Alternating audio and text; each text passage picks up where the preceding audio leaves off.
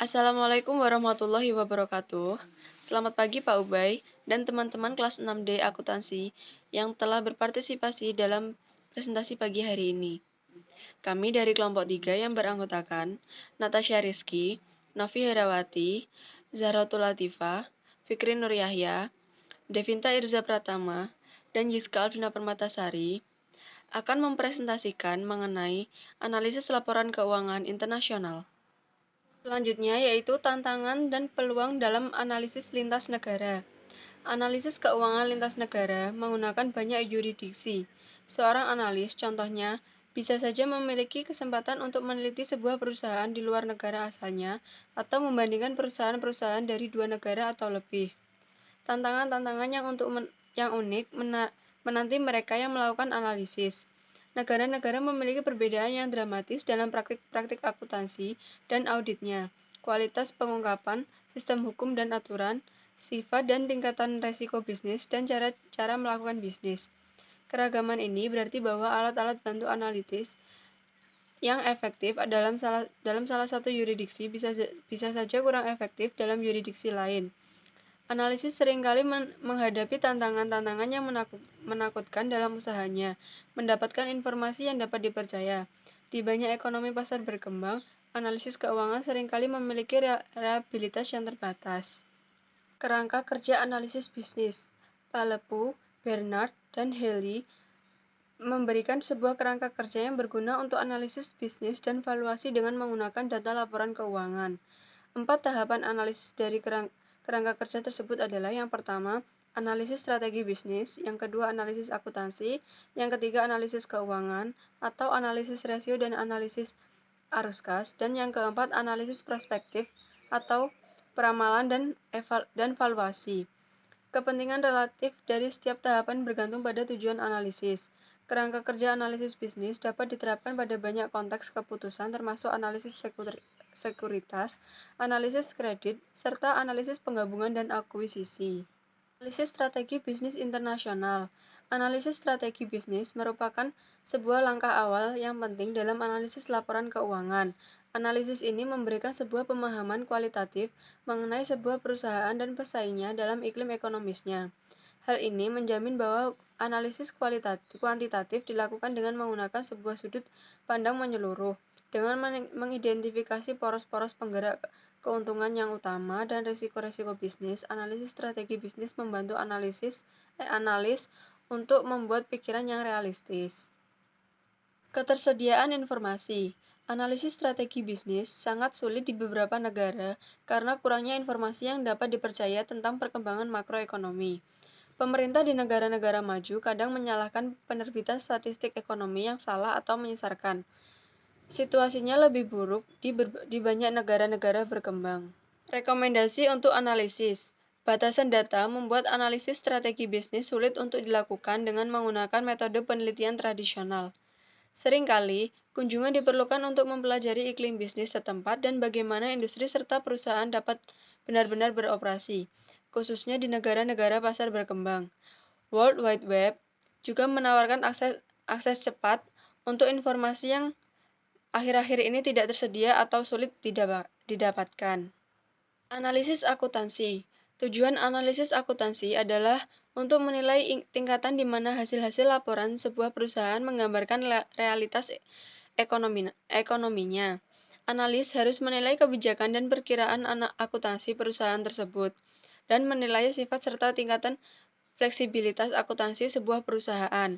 Sifat dan tingkah fleksibilitas akuntansi sebuah perusahaan mengacu pada kebijaksanaan direksi dalam memilih kebijakan akuntansi dan perkiraan mana yang akan diterapkan pada kejadian akuntansi tertentu.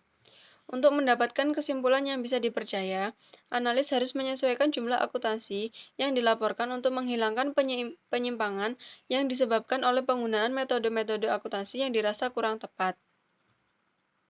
Selanjutnya saya akan menjelaskan tentang saran bagi analis. Ketika melakukan analis terhadap perusahaan-perusahaan dalam negara pasar berkembang, seorang analis harus sering berdiskusi dengan direksi untuk mengevaluasi insentif dan kebijakan akuntansi laporan keuangan mereka.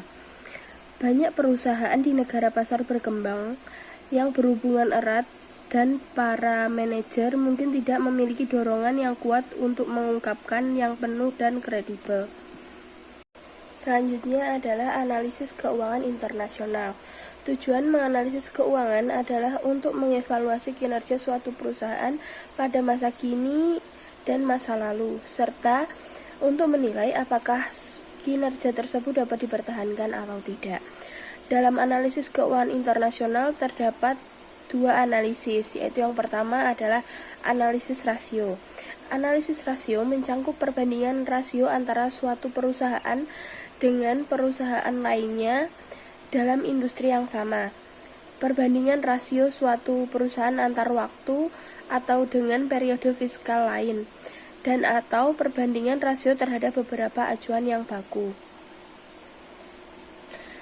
Dalam analisis rasio terdapat dua masalah dalam menganalisisnya dalam lingkungan internasional. Yang pertama, apakah perbedaan lintas negara dalam prinsip akuntansi menyebabkan perbedaan yang signifikan dalam angka laporan keuangan yang dilaporkan perusahaan dari negara yang berbeda? Serta yang kedua adalah seberapa jauh perbedaan dalam budaya serta kondisi persaingan dan ekonomi lokal mempengaruhi interpretasi, ukuran akuntansi, dan rasio keuangan. Meskipun pengukuran akuntansi dari negara yang berbeda disajikan ulang agar tercapai daya banding akuntansi. Analisis yang kedua ialah analisis arus kas.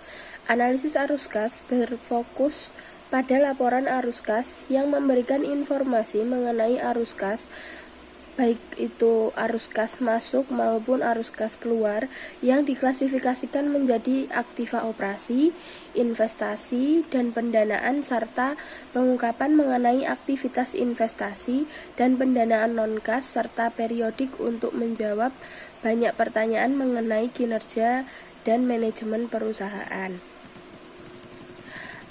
Analisis arus kas memberikan masukan mengenai arus kas dan manajemen suatu perusahaan. Laporan arus kas sangat mendetail dijwajibkan menurut GAAP Amerika Serikat, GAAP Inggris, IFRS, dan standar akuntansi di sejumlah negara yang jumlahnya makin bertambah. Ukuran yang berkaitan dengan arus kas sangat bermanfaat, khususnya dalam menganalisis internasional karena tidak dipengaruhi oleh perbedaan prinsip akuntansi dibandingkan dengan ukuran berbasis laba. Mekanisme untuk mengatasinya. Brown, Soibel, dan Stickney menggambarkan penggunaan algoritma penyajian ulang untuk meningkatkan perbandingan kinerja keuangan lintas negara. Algoritma penyajian ulang relatif sederhana, cukup efektif untuk digunakan. Satu pendekatan adalah memfokuskan pada beberapa perbedaan laporan keuangan yang paling material, di mana tersedia cukup informasi untuk melakukan penyesuaian yang dapat diandalkan.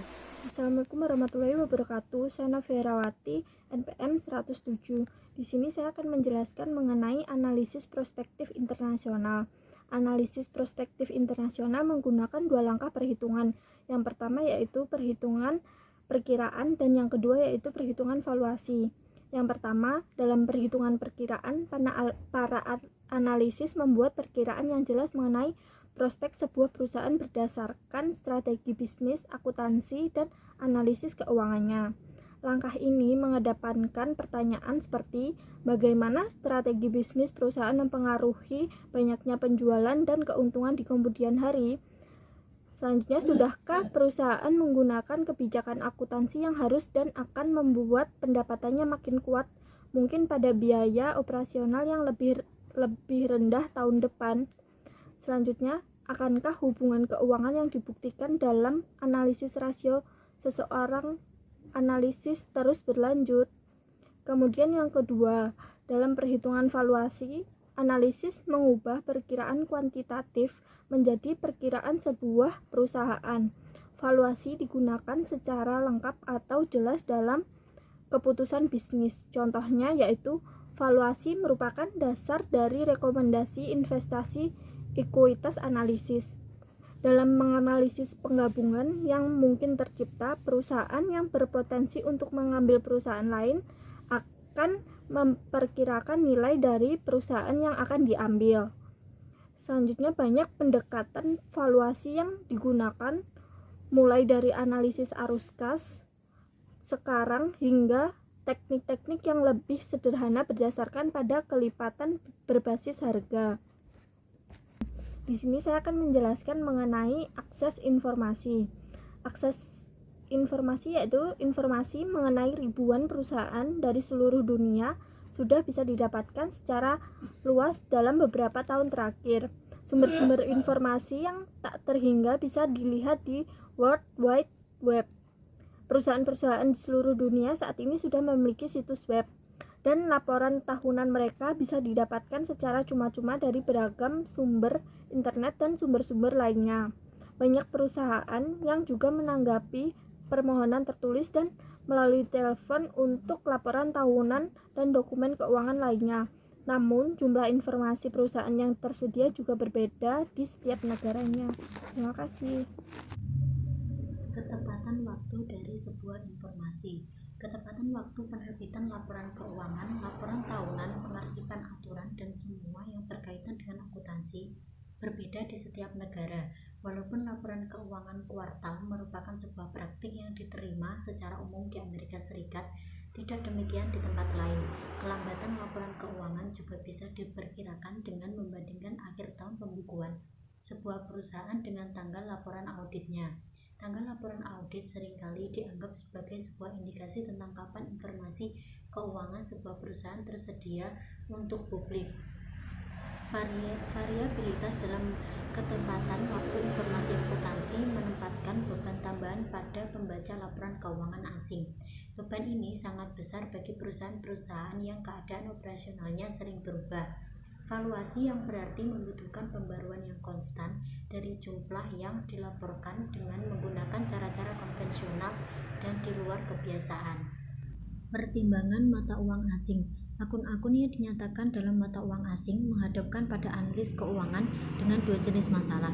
Yang pertama berhubungan dengan kenyamanan pembaca, dan yang kedua dengan isi informasi. Sebagian besar perusahaan di seluruh dunia menyatakan akun-akun keuangan mereka dalam mata uang di mana perusahaan mereka berjalan. Laporan mata uang asing untuk sebagian besar hanya merupakan masalah dalam bentuknya saja. Rasio keuangan yang mengubah pengukuran nominal menjadi hubungan persentase merupakan kebebasan mata uang. Perbedaan format laporan. Format neraca dan laporan penghasilan berbeda di setiap negara. Contohnya, berbeda dengan Amerika Serikat, di mana sebagian besar perusahaan menggunakan format akun neraca dengan aset-aset berada di sebelah kiri dan ekuitas di sebelah kanan. Format tersebut seringkali berbeda dengan yang digunakan di Inggris. Contoh kedua, berbeda dengan format neraca Amerika Serikat yang menampilkan aset-aset dalam susunan menurun dari likuiditas dan kewajiban dalam susunan naik dari kematangan. Di banyak negara, sebagian besar aset cair dan kewajiban jangka pendek ditampilkan pada bagian bawah neraca. Batasan bahasa dan istilah. Perbedaan bahasa antar negara bisa menghadirkan batasan informasi bagi para pengguna laporan keuangan. Sebagian besar perusahaan yang berlokasi di negara-negara yang tidak menggunakan bahasa Inggris menerbitkan laporan tahunan mereka dalam bahasa mereka. Namun, bertambahnya jumlah perusahaan yang cukup besar di negara-negara ekonomi berkembang memberikan berisi bahasa Inggris dari laporan tahunan mereka. Perbedaan istilah akuntansi juga bisa menyebabkan kesulitan. Contohnya, para pembaca di Amerika Serikat menghubungkan istilah stok dengan sertifikat kepemilikan perusahaan. Para pembaca di Inggris sebaliknya menghubungkan istilah tersebut dengan aset perusahaan dari barang-barang yang tidak terjual. Contoh-contoh lain tentang perbedaan istilah antara Inggris dan Amerika Serikat mencakup turnover, hasil penjualan, dan debitur dan kreditur atau piutang dan utang dagang. Analisis dan audit laporan keuangan. Dalam bagian sebelumnya mengenai analisis akuntansi, kami menuliskan pentingnya penilaian kualitas informasi yang ada dalam catatan-catatan perusahaan yang diterbitkan. Pembaca yang bijak harus menilai kecukupan pengukuran akuntansi yang dipergunakan untuk menghilangkan penyimpangan yang disebabkan oleh penggunaan metode-metode akuntansi yang dirasa tidak tepat. Sebuah akibat wajar dari penilaian kualitas ini adalah penilaian kredibilitas informasi yang diberikan, tanpa bergantung pada aturan-aturan pengukuran yang digunakan. Selain pertanyaan-pertanyaan tentang kualitas dan kuantitas informasi, para analis keuangan harus cukup terbebas dari resiko tak wajar yang disebabkan oleh kekurangan atau penipuan dari mereka yang membuat representasi keuangan. Kami sekarang akan membahas fungsi audit atau pembuktian dan peran yang dimainkannya dalam analisis laporan keuangan internasional. Baik, di sini saya akan menjelaskan fungsi pembuktian. Para auditor independen melakukan fungsi pembuktian dalam laporan keuangan sebagai ahli kompeten.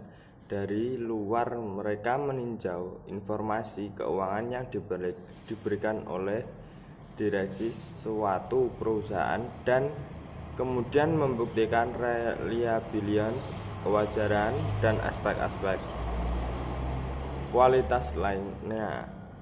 Proses ini menentukan dan mempertahankan integritas informasi keuangan tersebut. Meskipun proses-proses audit berakar dari zaman dahulu, bertumbuh audit sebagai profesi yang terpisah dan berbeda selama abad ke-19 didorong oleh perundang-undangan di Inggris.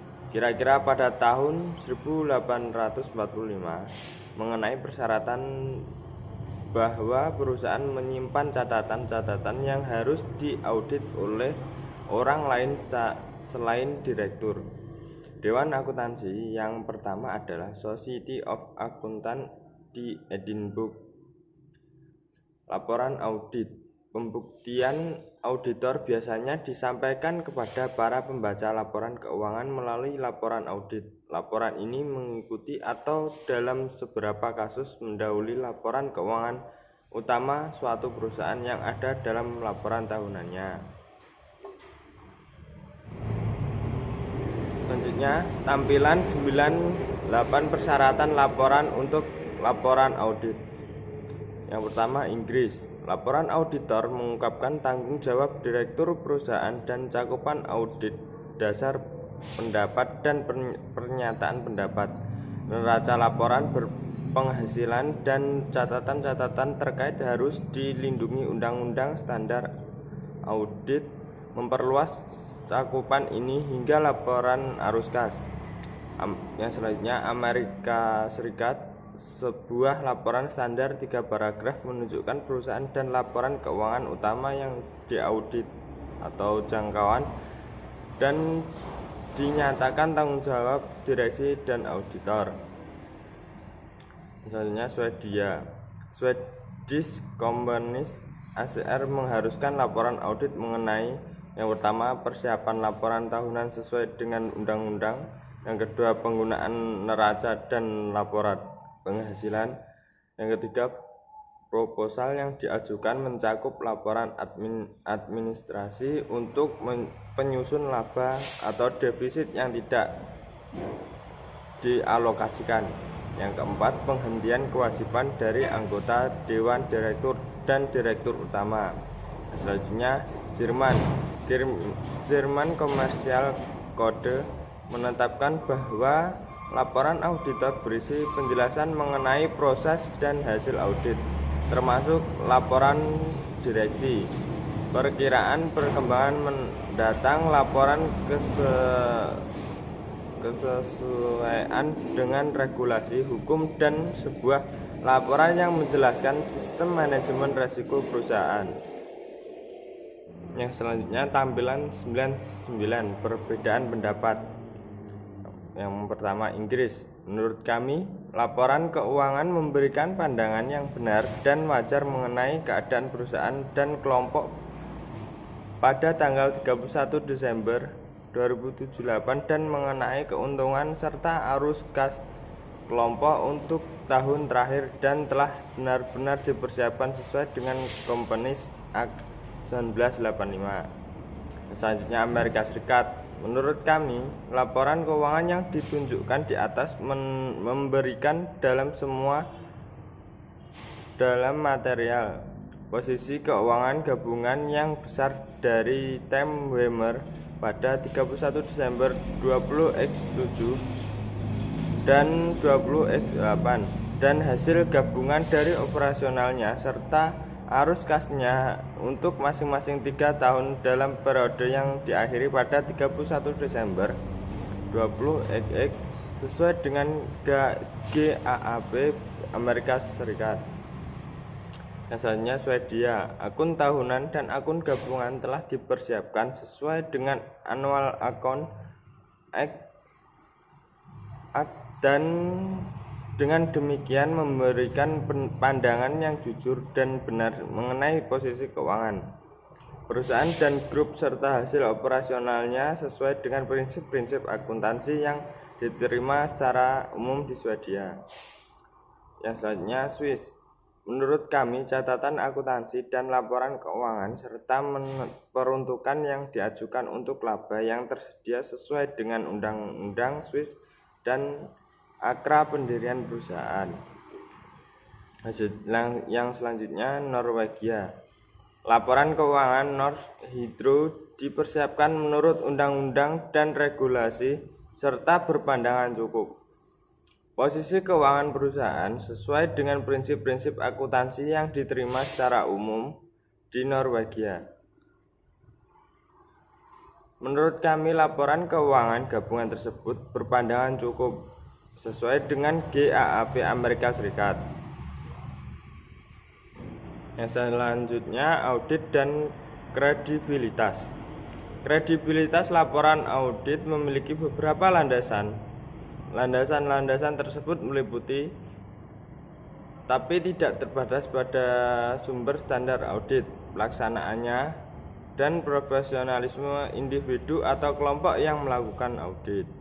Yang selanjutnya tampilan 9-10 membedakan status auditor di beberapa negara. Yang pertama Prancis, Komisaris aux Comptes, Expert des Comptables. Jepang, auditor negara, auditor akuntansi. Inggris, akun terdaftar, akuntan resmi. Amerika Serikat, akuntan publik. Meksiko, Comisario Contador Publico. Saya Devinta. Di sini saya akan melanjutkan penjelasan dari teman saya. Mekanisme penanggulangan. Dengan tidak adanya harmonisasi standar-standar audit, para analis keuangan harus bisa memahami syarat-syarat audit yang ada di negara dengan entitas bisnis di mana laporan keuangannya sedang benar-benar diteliti. Jika hal ini gagal, mengharuskan analis keuangan untuk perusahaan-perusahaan yang laporan-laporan keuangannya telah diaudit oleh firma audit yang baik dan terkenal karena keahlian profesional dan integritasnya merupakan salah satu pilihan penanggulangan. Jika risikonya tinggi, misalnya untuk penanam modal institusional, memberikan pendapat kedua dalam audit oleh sebuah firma audit berkelas internasional merupakan salah satu pilihan lainnya. Audit internal. Aktivitas jasa yang membentuk dan mengawasi sistem kontrol internal suatu perusahaan adalah fungsi audit internal. Banyak penjelasan yang berhubungan dengan peningkatan internal audit akhir-akhir ini. Salah satunya adalah pertumbuhan komite audit dari Dewan Korporasi Direktur yang fenomenal. Komite-komite ini yang memainkan peran aktif dalam pengatur perusahaan, seringkali menggunakan fungsi audit internal sebagai alat bantu langsung mereka. Hal ini makin memudahkan para auditor internal karena mereka mendapatkan akses langsung kepada manajemen tingkat atas. Faktor lain yang berkontribusi terhadap pentingnya audit internal adalah pertumbuhan dalam kebutuhan kontrol perusahaan yang belum pernah ada sebelumnya. Masalah-masalah keamanan yang melekat dalam sistem informasi terkomputerisasi yang ada saat ini membuat audit internal yang efektif sebagai sebuah aktivitas yang wajib. Sarbanes-Oxley ACT atau SOX membuat undang-undang yang menempatkan beban pada direksi dan auditornya untuk menciptakan sebuah lingkungan kerja yang 1. Memperkecil konflik kepentingan, 2. Memperkuat transparansi, reliabilitas, dan akurasi dalam laporan keuangan perusahaan yang lebih besar, 3. Meningkatkan kemandirian di antara direksi, dewan direktur, dan auditor, serta para pemain kunci dalam setiap sistem pengaturan perusahaan. Kontrol internal perusahaan atas laporan keuangan mencakup kebijakan dan prosedurnya yang 1. Berhubungan dengan pemeliharaan catatan yang dalam rinciannya mencerminkan transaksi dan pengaturan aset perusahaan dengan akurat dan jujur. 2. Memberikan kepastian bahwa transaksi perlu dicatat untuk memungkinkan penyusunan laporan keuangan yang sesuai dengan prinsip-prinsip akuntansi umum dan bahwa resi dan pengeluaran perusahaan hanya dibuat menurut otoritas direksi dan direktur perusahaan. 3. Memberikan kepastian sehubungan dengan pencegahan atau deteksi dini atas akuisisi, penggunaan, atau penempatan tidak sah dari aset-aset perusahaan yang mungkin memiliki pengaruh material pada laporan keuangan. Faktor-faktor lain yang membantu menjelaskan pertumbuhan dan pengakuan serta pentingnya audit internal adalah 1. Akuntabilitas direksi perusahaan yang makin meningkat, 2. Meningkatnya kompleksitas organisasi khususnya pada perusahaan-perusahaan multinasional, 3. Banyaknya penggabungan, akuisisi, dan restrukturisasi perusahaan, 4. Meningkatnya penggunaan pembayaran elektronik dan transfer-transfer lainnya untuk tujuan yang terlarang, misal pencucian uang, 5. Kepercayaan yang makin meningkat pada audit internal oleh auditor-auditor luar, misalnya kepercayaan yang lebih besar pada pekerjaan auditor internal meningkatkan ekonomis dari fungsi pembuktian. 6. Meningkatnya persyaratan regulasi untuk kinerja audit internal yang sejajar dengan SOX. Organisasi profesional. Profesional yang berfokus pada audit internal disediakan oleh Institute of Internal Auditors yang bermarkas di Amerika Serikat dan memiliki keanggotaan internasional. Didirikan pada tahun 1941, IIA bertanggung jawab untuk pertama, memberikan pada tingkat internasional aktivitas perkembangan profesional yang komprehensif, standar-standar untuk praktik audit internal dan sertifikasi. 2. Meneliti, menyebarkan, dan mempromosikan kepada anggotanya dan kepada semua orang di seluruh dunia pengetahuan dan informasi yang berkaitan dengan audit internal, termasuk kontrol internal dan subjek-subjek yang terkait. 3. Mengadakan pertemuan di seluruh dunia untuk mendidik anggota-anggotanya dan orang lain mengenai praktik audit internal karena praktik tersebut ada di seluruh dunia. Keempat, mengumpulkan auditor internal dan memberikan pendidikan dalam bidang audit internal. Mengembangkan peran audit internal. Peran auditor internal telah berkembang dari waktu ke waktu. Perkembangan awal audit internal pertama kali ada di Eropa, di mana banyak negara membuat regulasi yang secara khusus merujuk pada fungsi-fungsi audit internal dan persyaratannya. Dalam sebuah lingkungan persaingan global, para manajer saat ini melihat pada auditor internal dengan keahlian yang melebihi fungsi kontrol tradisional. Firma akuntansi publik internasional yang besar dari PricewaterhouseCoopers memberikan 10 perintah bagi para auditor internal untuk meningkatkan nilai mereka pada perusahaan-perusahaan yang berjalan dalam dunia pasca Enron. Perintah-perintah tersebut adalah 1. Meningkatkan dialog dengan direksi atas dan direktur untuk menentukan sasaran audit internal dengan nilai yang bertambah dengan jelas. Misalnya, masalah-masalah strategis, manajemen risiko, dan perlindungan aset perusahaan. 2. Meluruskan untuk memenuhi harapan para pemegang saham utama, pemegang saham, direksi eksekutif, auditor eksternal, dan pengatur pasar. 3. Berpikir dan bertindak secara strategis. 4. Memperluas cangkupan audit untuk mencakup tone set at the top direksi eksekutif dalam melindungi perusahaan. 5. Menilai dan memperkuat keahlian untuk mengaudit bisnis yang kompleks. 6. Mengangkat teknologi dalam area-area berisiko tinggi. 7. Berfokus pada kemampuan manajer risiko perusahaan. 8. Membuat proses audit menjadi dinamis. 9. Memperkuat proses jaminan kualitas. 10. Mengukur kinerja yang meningkat terhadap harapan para pemegang saham. Baik, penyampaian materi dari kelompok kami telah selesai. Terima kasih atas waktu dan perhatiannya. Untuk acara selanjutnya adalah diskusi. Bagi yang kurang jelas, bisa ditanyakan via WhatsApp group. Terima kasih. Wassalamualaikum warahmatullahi wabarakatuh.